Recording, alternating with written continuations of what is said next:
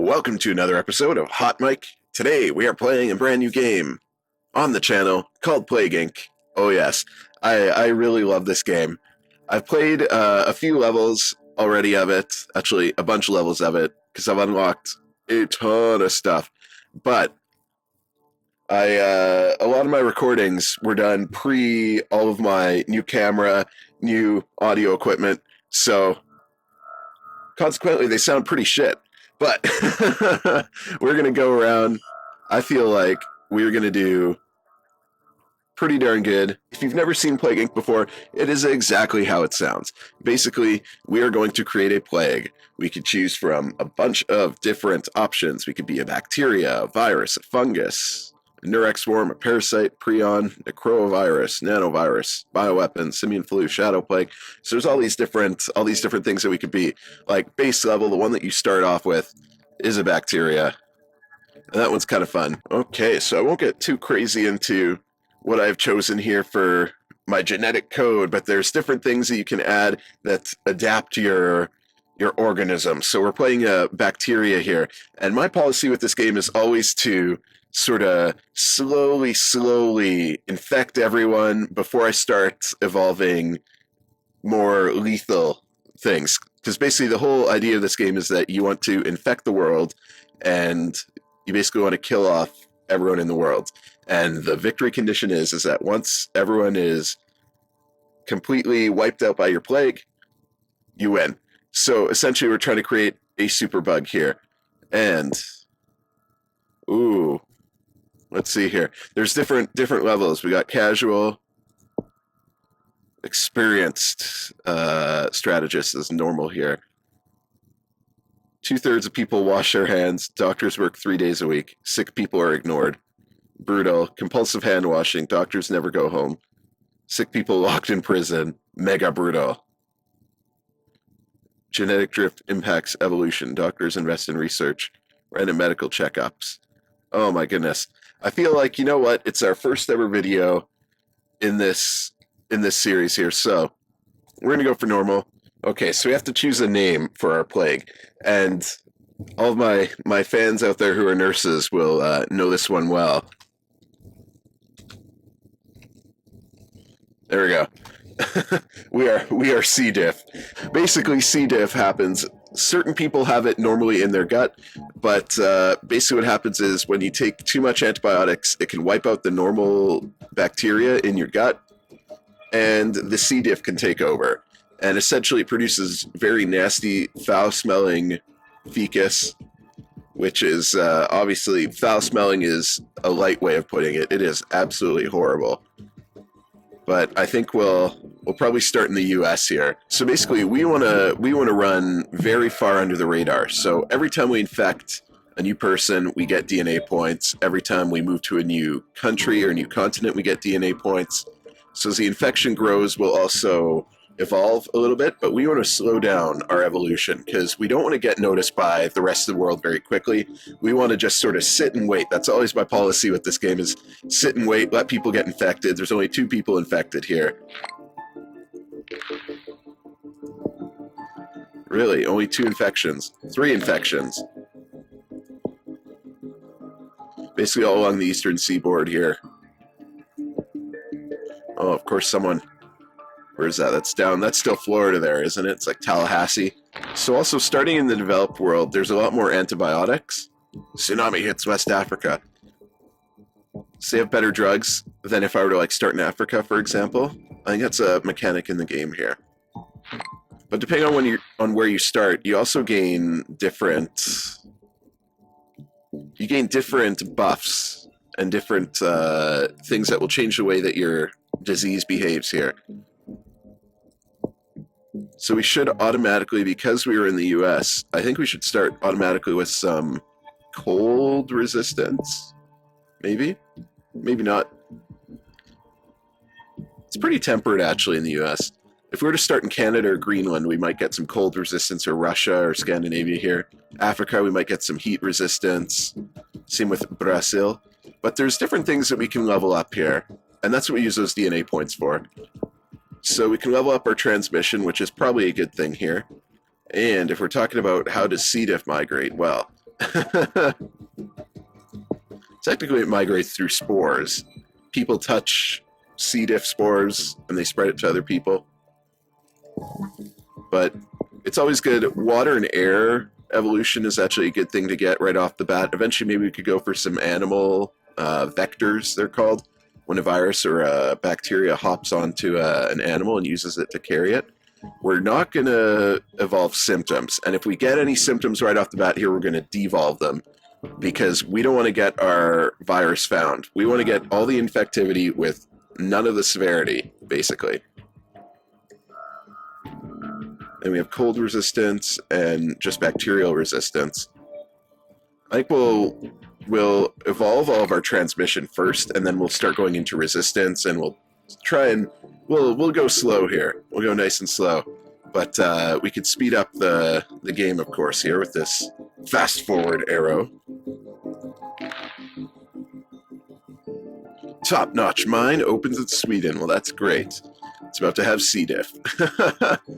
And basically, diseases will travel through the airports, through the seaports here, and some places, especially like Indonesia, Australia, Iceland, Greenland, Madagascar, all of the island nations and all the island continents, you want to get to pretty quickly before you start evolving symptoms, because it can be very difficult to get to the islands, especially once they close the ports of entry. Then that's terrible, because you actually can't get in there.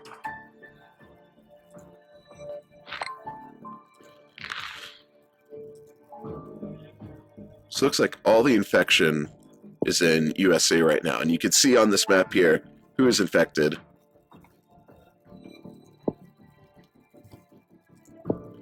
We're going to upgrade our transmission, because if we can go upgrade to air all the way and then upgrade to water all the way, then we could get to aerosol transmission, which is even more potent. Oh yes. We want to try and spread into Canada. We could probably get some cold resistance, or maybe because we're in the developed world, some drug resistance would be a good idea here. I'm saying maybe, but the idea is just to be patient.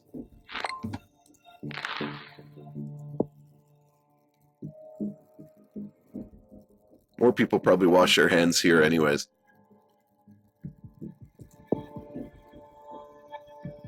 There we go. We are starting to infect hundreds now.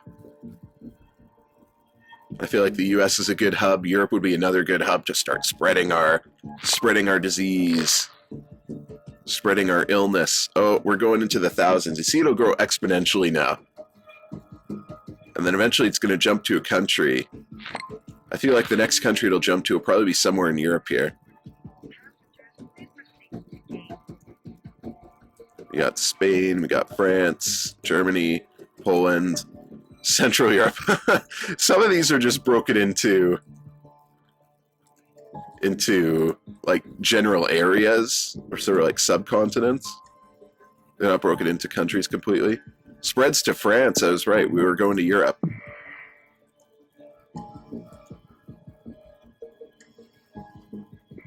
Oh, there we go. We're in Brazil. C. diff is in more countries now. So oh, that's good. We're in Cuba. So we got to that island nation pretty quick. I want to get to Greenland and Iceland. Would be huge. Okay, let's see where we're at here. Transmission. Can we get more air transmission than aerosol transmission? Extreme bioaerosol is 20 DNA points. So we have to save up for it. That won't be hard. We're in the UK now. And we're in Iceland. And we're in Russia.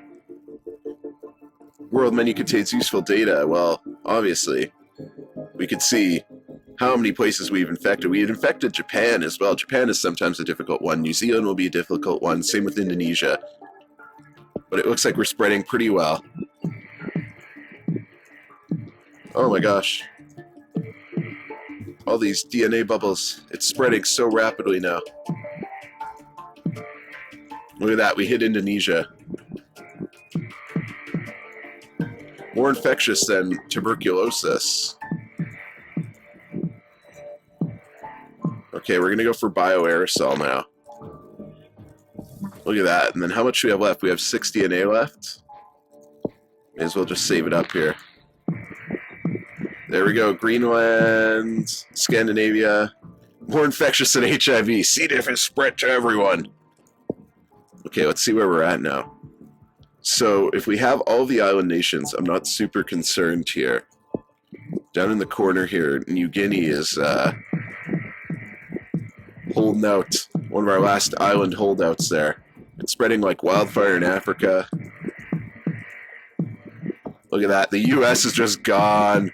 South America is gone. You know where it's not spreading right now is Canada. Is Canada still free of...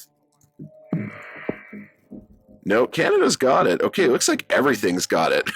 This may have been easier than I thought it was here. It's slowly spreading in Canada. Maybe I should get some cold resistance just so that it gets up there, but it looks as if it's going very well. We can get some heat resistance and some cold resistance here. And then this here, we can get some genetic hardening, and that will sort of cause, if they start working on a cure for C. diff, then we can counteract that a little bit. But I feel like at this point, I'm pretty well ready just to start saving up. Maybe do a little bit more drug resistance. Ooh, 28, that's a lot. We'll do that, though. And now we'll just save up all of our DNA points so that we can evolve lethal characteristics. It won't be very hard. Oh, look at that.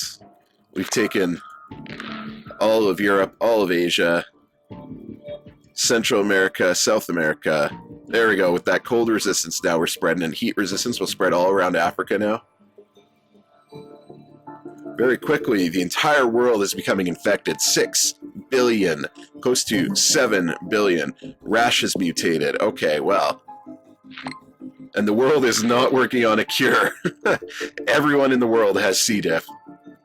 C. diff needs to evolve to kill. Thanks for telling me that, but we're not gonna be preemptive here. We're gonna wait until everyone in the world has C. diff. We'll make sure that there's no other islands that have yet to... Looks like everything is pretty well taken over here. 5,000 have died from C. diff. It's not really lethal. You can't die of a rash, can you? No healthy people left in the world. Here we go. That is the message we've been looking for. So now what we can do is we can evolve up symptoms, and I think the fastest way to evolve up symptoms is somewhere around here. We need to get to the very middle. Anemia might be a good one, and then I think we just follow this track here. Internal hemorrhaging doesn't sound very good. We're going to evolve that. Hemorrhagic shock. Up to necrosis. I might have actually gone in the wrong direction here. Tumors, systemic infection, coma, and then maybe up there. But this should do it here. This should start to start killing people off. First death in Australia. Ooh, Central America shuts down seaports. Well, it's too late. Everyone's infected. Look at that. Killed more than the Black Death.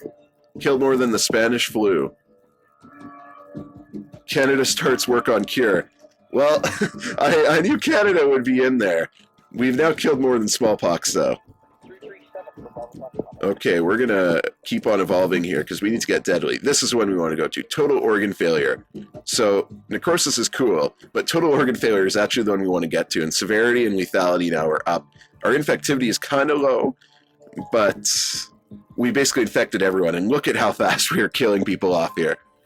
Look at that little black bar grow. C. diff placed on watch list. Well, it is too late. Egypt is leading the global cure effort. The cure is 25% complete. I think we're going to kill everyone off before the cure is even done. But just to rub salt in the wound here, we're gonna start using our DNA points to make basically less of a cure here. Basically, we change our DNA so that work on the cure slows down and is even brought back a little bit. Oh, here we go. This is Victory Royale here. 7 billion dead, only 2 million left alive, and quickly falling. C. diff is going to eradicate the human race here. Just to get a better score, I think we'll do that. Bring down the work on a cure a little bit more. And the world can't really work on a cure. Wow, Spain was the last country to shut down airports. And we have victory. So maybe I should try harder difficulty. that was a little bit easy. I have to say I wasn't ever really like sweating in my boots. But we have victory there. We can watch on fast forward how we actually achieved victory and how long it took us. 1,000 days. 1,000 days to spread C. diff all around the world. 3 stars. I think we could push it to 5 stars. I think, though, to do 5 stars, we'd have to do a higher difficulty. But I want to do a different type of pathogen next episode. Oh my goodness. Look at this. And it was really slow going until it jumped across the Atlantic there. And then basically it started, okay, Atlantic, then it went to South America, then it got all over the place, went to Asia. America's all the way gone by, what is this, day 600? And then just everything over here in Europe, Asia, Middle East, Africa, it's all gone. 800 days. Then it starts killing people off around then.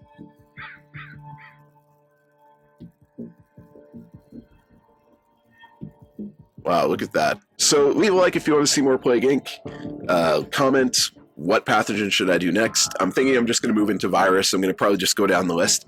But if you have any interesting ideas for viruses or any famous viruses that you want us to try out, and should we do like a realism, like we only go down how the real life virus works? I could do that.